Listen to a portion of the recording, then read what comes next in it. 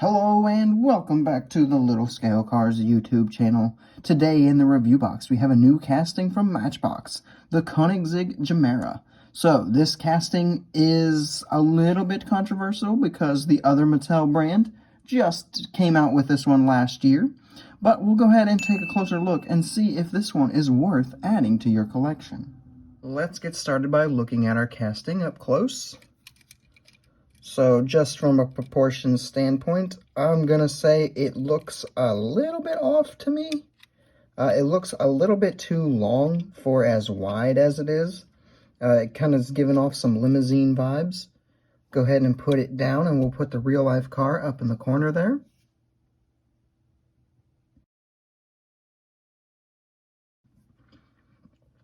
So as I was saying, I feel like it's just a little bit too thin this way for as long as it is, and it just kind of looks a little bit like a limousine.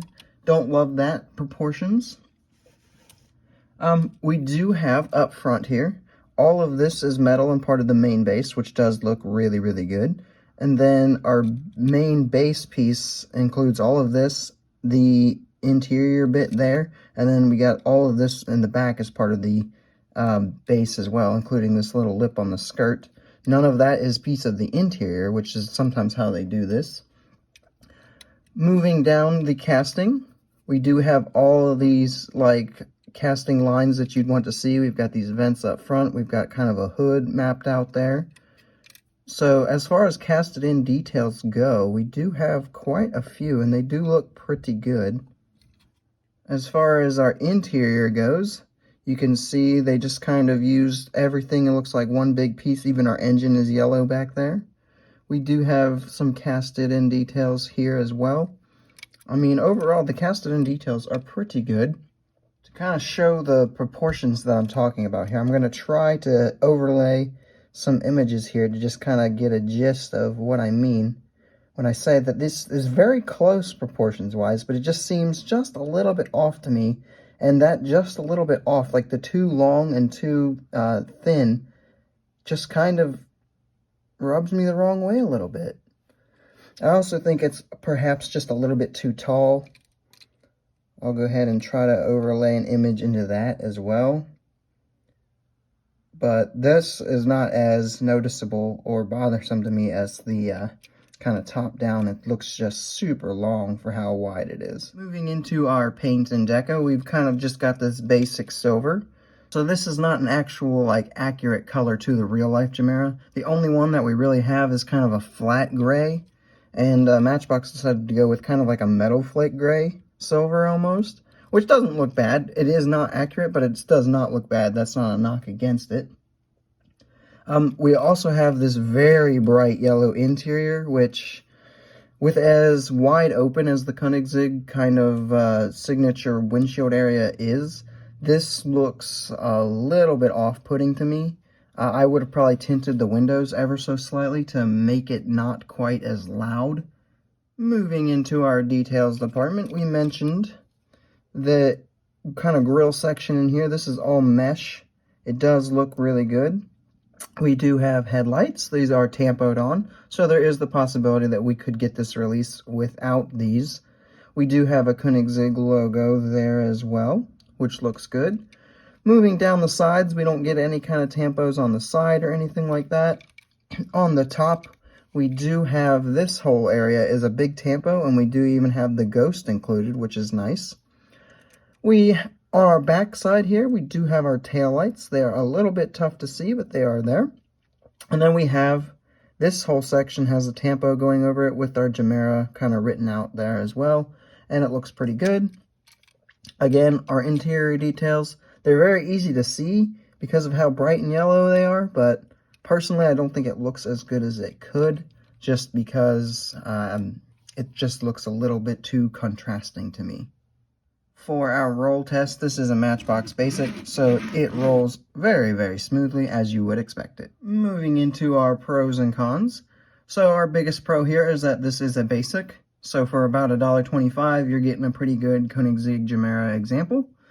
And then we do get the full details of the headlights and the taillight section, both being done.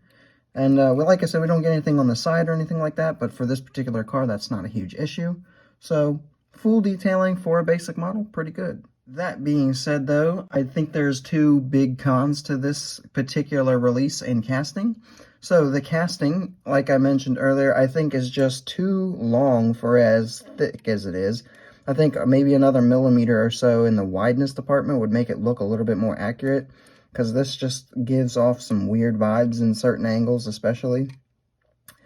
And then, as I've mentioned a few times now, the windows, I think, really could have used some tinting, because there's just a lot of contrast there, and it doesn't look great in certain light and certain angles.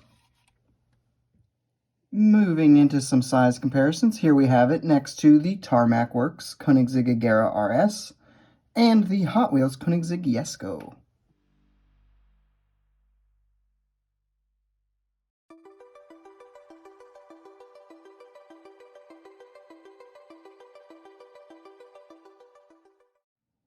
And then here we have it next to some other supercars you might have in your collection, with the Hot Wheels Bugatti Chiron and the recently reviewed Tarmac Works Pagani Zonda Cinque.